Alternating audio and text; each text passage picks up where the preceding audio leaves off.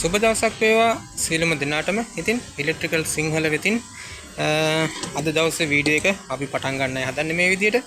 ඉතින් වීඩියෝ එක ගැන මුලින්ම කියනවා නම් අද වීඩියෝ එකෙන් අපි කරන්න හදන්නේ 3 phase මෝටරයක් වෝල්ටේජ් 400න් වැඩ කරන 3 phase මෝටරයක් සිංගල් phase වලින් දුවන්න. ඒ කියන්නේ 400 මෝටරේ අපි 230 කියන වෝල්ටේජ් එකෙන් දුවන්නයි හදන්නේ. ඉතින් මේ සඳහා අපිට මේ වගේ කැප් එකක් පාවිච්චි කරන්න වෙනවා. ඉතින් මේ කැප් එකක් පාවිච්චි කරනවා කිව්වට අපිට හැම කැප් එකක්ම පාවිච්චි කරන්න බෑ මේ වැඩේට. ඉතින් එකතු වෙන්න අද වීඩියෝ එකත් එක්කලා මොනවද අපි පාවිච්චි කරන්න ඕනේ කැප් සහ කැප් එකේ සයිස් එක මොකද්ද, අපි කොහොමද කැප් එකක් තෝරගන්නේ සහ මේ වීඩියෝ එකෙන් ඔයාලට සේරම විස්තර දැනගන්න පුළුවන්. මොන මෝටර සඳහාද අපි කැප් එකක් පාවිච්චි කරලා දුවන්න පුළුවන් මේ විදියට සහ මේකේ තියෙන ගුණ දොස් මොනවද, මෙහෙම දුවපුවාම මෝටරයකට මොකද්ද වෙන්න පුළුවන්, හානියක් තියෙනවද නැද්ද කියන සියලුම තොරතුරු අද මේ වීඩියෝ එකෙන් ඔයාලට දැනගන්න පුළුවන්. ඉතින් එකතු වෙන්න ඉලෙක්ට්‍රිකල් සිංහල channel එකත් එක්කලා channel එක subscribe කරලා නැත්නම් subscribe කරගෙනම වීඩියෝ එක නරඹන්න කියලා ආරාධනා කරනවා. මෙම මෝටරය ගැන මුලින්ම සඳහන් කරනවා නම් ඉතින් ඔයාලට පේනවා ඇති මෙතන තියෙනවා 0.4 කිලෝවොට් මෝටරයක්. ඉතින් මේක වෝල්ටේජ් 400න් දුවනකොට හර්ට්ස් එක 50 දී ඇම්පියර් 1.23 තමයි රේටඩ් කරන්ට් එක වෙලා තියෙන්නේ. එතකොට RPM එක 1420යි. ඉතින් මේ RPM එක කියන එක අපි අරපුවාම ඒක අපිට අදාළ වෙන්නේ නැහැ කැප් එකකින් මෝටරේ දුවන්න. ඉතින් අපිට අදාළ වෙන්නේ මෙන්න මේ ඇම්පියර් එක කියන එක තමයි අදාළ වෙන්නේ. ඉතින් අපි මුලින්ම බලලා ඉමු කොහොමද 3 phase මෝටරයකට කැප් එකක් තෝරගන්නේ කියලා. ඉතින් කැප් එකක් තෝරගන්නකොට අපි දැන් සාමාන්‍ය මෝටරයකට විදුලිය සපයනකොට ඔයාලා මෙතන දකිනවා මේ මෝටරේ අපි දාලා තියෙනවා ඩෙල්ටා කනෙක්ෂන් එක නැතුව ස්ටාර් කනෙක්ෂන් එක. ඉතින් මේ තියෙන්නේ ස්ටාර් කනෙක්ෂන් එක. ඊට අමතරව අපි සාමාන්‍යයෙන් විදුලිය ලබා දෙනකොට 3 phase මේ තියෙන අග්‍ර තුනට තමයි විදුලිය ලබා දෙන්නේ. ඉතින් අපි කොහොමද කැප් එකක් තෝරගෙන කැප් එකක් හයි කරගන්නේ කියලා දැන් අපි බලමු. ඉතින් අපි මුලින්ම මෝටරයක් සඳහා කැප් එකක් තෝරගන්නකොට ඉතින් ඔයාලට මෙතන පේනවා 16යි මයික්‍රෝෆැරඩ් තියෙන කැප් එකක්. ඉතින් මේ කැප් එක මේකට සුදුසුද කියලා බලා ගන්න පොඩි කැල්කියුලේෂන් එකක් තියෙනවා. ඉතින් අපි බලමු කැල්කියුලේෂන් එක කරන්නේ කොහොමද කියලා. මුලින්ම මෙතනදී කැල්කියුලේෂන් එකක් විදිහට ගත්තාම 4800 කියන එක අපි වැඩි කරන්න ඕනේ. එතන ඔයාලට දකින්න හම්බෙනවා රේටඩ් කරන්ට් එක මෝටරේ 1.23. ඉතින් 4800 කියන එක නියතයක්. මේ නියතයෙන් අපි වැඩි කරනවා මෝටරේ රේටඩ් කරන්ට් එක. රේටඩ් කරන්ට් එක මෝටරෙන් වැඩි කරලා ඉවර වෙලා අපි ඒක බෙදනවා අපි පාවිච්චි කරන්න බලාපොරොත්තු වෙන වෝල්ටේජ් එකෙන්. අපි පාවිච්චි කරන්න බලාපොරොත්තු වෙන වෝල්ටේජ් එක දැන් 230 ඉඳලා අපි අර ආපු උත්තරේ 230න් බෙදනවා. එතකොට තමයි අපිට මේ කැප් එකේ අගය හම්බෙන්නේ. ඉතින් මම මෙතනදී ඔයාලට උදාහරණයක් ඉදිරිපත් කරලා තියෙනවා. ඒ උදාහරණයේ විදිහට ඔයාලට බලලා කැප් එක තෝරගන්න පුළුවන්. හරි, මම හිතනවා සියලුම දෙනාටම තේරෙන්න ඇති කියලා කොහොමද අපි කැප් එකක් තෝරගන්නේ කියලා 3 phase මෝටරයකට. ඉතින් අපි දැන් බලමු කොහොමද 3 phase මෝටරේට වයරින් එක කරගන්න කියලා මේ කැප් එක. ඉතින් ඔයාලා දන්නවා සාමාන්‍යයෙන් මෙතන තියෙන්නේ ස්ටාර් කනෙක්ෂන් එක. ඉතින් මේක ස්ටඩ් ඩෙල්ටාද කියන එක අදාළ වෙන්නේ නැහැ මෝටරේ අපි මේ කැප් එක හයි කරන්න. අපි සාමාන්‍යයෙන් මේ විදිහට අපි හිතමු දැන් මේ මෝටරේ නම් අපි දාගෙන තියෙන ස්ටාර් කනෙක්ෂන් එක. ඉතින් ස්ටාර් කනෙක්ෂන් එක දැම්මට පස්සේ අපි සප්ලයි දෙන්නේ phase 1, phase 2, phase 3 විදිහට සාමාන්‍යයෙන් 3 phase වලදී. නමුත් අපිට ගන්න ප්‍රශ්නේ තියෙන්නේ අපි ගාව තියෙන සිංගල් phase. ඒකින්ද තමයි අපි දුවන්නේ කැප් එකක් පාවිච්චි කරලා. ඉතින් කැප් එක අපි පාවිච්චි කරනකොට අපි විදුලිය ලබා දෙන විදිය ටිකක් වෙනස්. අපි විදුලිය ලබා දෙන්න ඕනේ මෙතන තියෙන ඕනෑම අග්‍රයකින් එක අග්‍රයකට අපි නිව්ට්‍රල් එක සවි කරනවා. සවි කරලා මෙතන ඊළඟ අග්‍රයට අපි දෙනවා phase එක. ඊට පස්සේ අපිට පුළුවන් මේ අග්‍ර දෙක අතර කැප් එක සවි කරන්න. ඉතින් මෙතනදී නිව්ට්‍රල් එක phase එක කියන එක මාරුණාට ගැටලුවක් නැහැ. ඊට පස්සේ අපි මේ විදිහට හයි කරගෙන බලමු. හයි කරලාට පස්සේ අපි බලමු මෝටරේ කොහොමද රන් වෙන්නේ කියලා. ඊට පස්සේ අපි බලමු කොහොමද අපි මේක දිශාව මාරු කරගන්නේ කියන්නේ forward reverse මෝටරේ මාරු කරගන්නේ කියලා කැප් එකත් එක්කලම. හරි අපි කනෙක්ෂන් එක දාගත්තා දැන්. අපි බලමු දැන් කොහොමද කනෙක්ෂන් එක දාගත්තේ කියලා තව පාරක්. ඉතින් ඔයාලට පේනවා අපි පාවිච්චි කරලා තියෙන්නේ වයර් දෙකයි සිංගල් පේස්.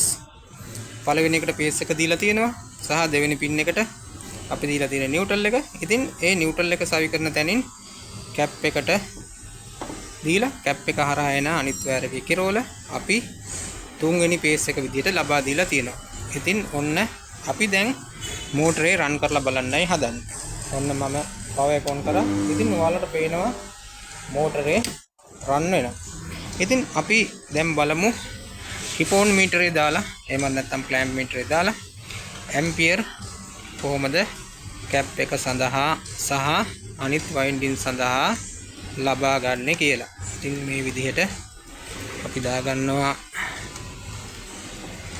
රිපෝන් මීටරේ එහෙම නැත්නම් ක්ලෑම්ප් මීටරේ අපි තේරුවා ඇම්පියර්. ඉතින් මම ඔයාලට මෝටර ඔන් කරලා පෙන්නන්නම්. ඇම්පියර් 1.5ක වගේ අගයක් ගන්නවා කැප් එක සඳහා. ඉතින් අපි බලමු ඊට පස්සේ වයින්ඩින් වලට කොහොමද ඇම්පියර් ගන්න කියලා.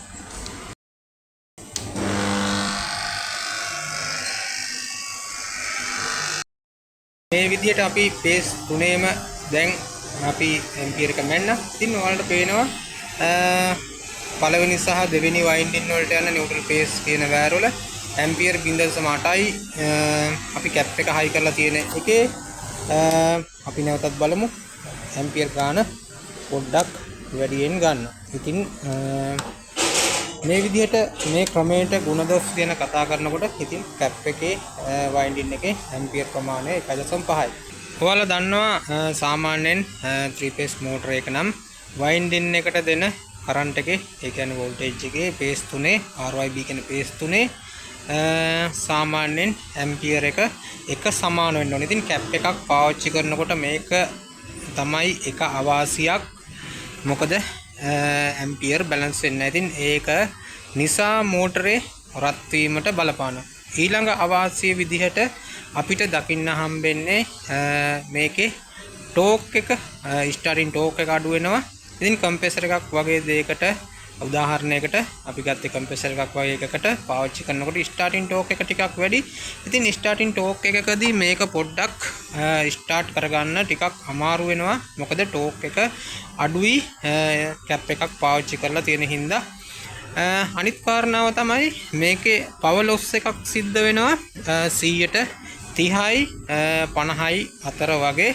ඒ කියන්නේ මෝටරෙන් භාගයක පවර් ලොස් එකක් තියෙනවා. ඉතින් පවර් ලොස් එක කියන්නේ ඔයාලට මම මෙතන පෙන්නුවා කිලෝවොට් එක තිබ්බේ 0.4යි. ඉතින් පවර් ලොස් එකත් ඇරියට පස්සේ මේක 0.2ක මෝටර එක ප්‍රමාණයට අඩු වෙනවා කියන එක තමයි මේ පවර් ලොස් එක කියන්නේ. ඉතින් මේ වගේ ක්‍රමයකදී ඉතින් අපි වාසි ගැනත් කතා කරලිමුකෝ. වාසි ගැන කතා කරනවා නම් අපිට මේ ක්‍රමයේ වාසි තමයි තාම ලේසියෙන්ම මේ වැඩේ කරගන්න පුළුවන්. මොකද අමතර වියදමක් දරන්න නැතුව මේ කැප් එකට යන වියදම විතරයි දරන්න වෙන්නේ. අනිත් කාරණා තමයි පහසුවෙන් කරගන්න පුළුවන් එක.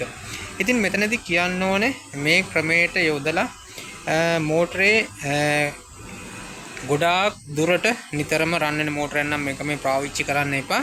ඉතින් ඒක මෝටරේට හානියක් වෙන්න පුළුවන් නිසා. ඉතින් මේ විදිහට පාවිච්චි කරන්න සිද්ධ වුණොත් ඔයාලා ගාව 3 phase power supply එක නැත්තම් තියෙන්නේ 3 phase මෝටරයක් නම් හොඳම විසඳුම තමයි ඔයාලා VFD එකකට යන්න. VFD එකක් ඔයාලට තෝරගන්න පුළුවන් single phase වලින් 3 phase convert කරන VFD එකකින් මේ මෝටරේ ස්මූත් විදිහට රන් කරන්න පුළුවන්. ස්පීඩ් එක කන්ට්‍රෝල් කරන්න පුළුවන්. ඉතින් හොඳම දේ තමයි VFD එකකට යන්න. කැප් එකක් පාවිච්චි කරන එක එච්චර සුදුසු දෙයක් නොවේ. නමුත් ඔයාලට යම්කිසි අවශ්‍යතාවයක් තියෙනවා නම් 3 phase මෝටරයක් චෙක් කරගන්න, වයින්ඩින් එක හොඳයිද කියලා චෙක් කරගන්න. එහෙමත් නැත්නම් හදිසි අවස්ථාවකට ඇරෙන්න මේ වගේ කැප් එකක් පාවිච්චි කරලා 3 phase මෝටරයක් රන් කරන එක ඊටාම හොඳ දෙයක් නෙමෙයි මෝටරේ නිතරම රන් වෙන මෝටර. නැතිනම් සාමාන්‍යයෙන් ෂෝට් රන් එකක් වගේ නම් මේ වගේ කැප් එකක් කරහා ඔයාලට මෝටරයක් රන් කරගත්තට වැරද්දක් දකින්නේ නැහැ. ඉතින් අපි දැන් බලමු කොහමද අපි දැන් කරකෙව්වා මෝටරේ එක දිශාවකට. අපි බලමු මෝටරේ රොටේෂන් දැන් මාරු කරගන්නේ කියලා. රොටේෂන් මාරු කරගන්න ඔයාලට තියෙන්නේ ඊටාම පහසු වැඩක්. ඉතින් ඔයාලට තියෙන්නේ මේ අපි අමුණගත්ත නිව්ට්‍රල් වයර් එක ඔයාලා ගලවලා හයි කරන්න. අපි කැප් එක විතරක් හයි කරලා තියෙන පින් එකට. ඉතින් මම මේ විදිහට හයි කරලා පෙන්නන්නම්. එතකොට අපේ මේ මෝටරේ රොටේෂන් එක අනිවාර්යයෙන්ම මාරු වෙන්න ඕනේ.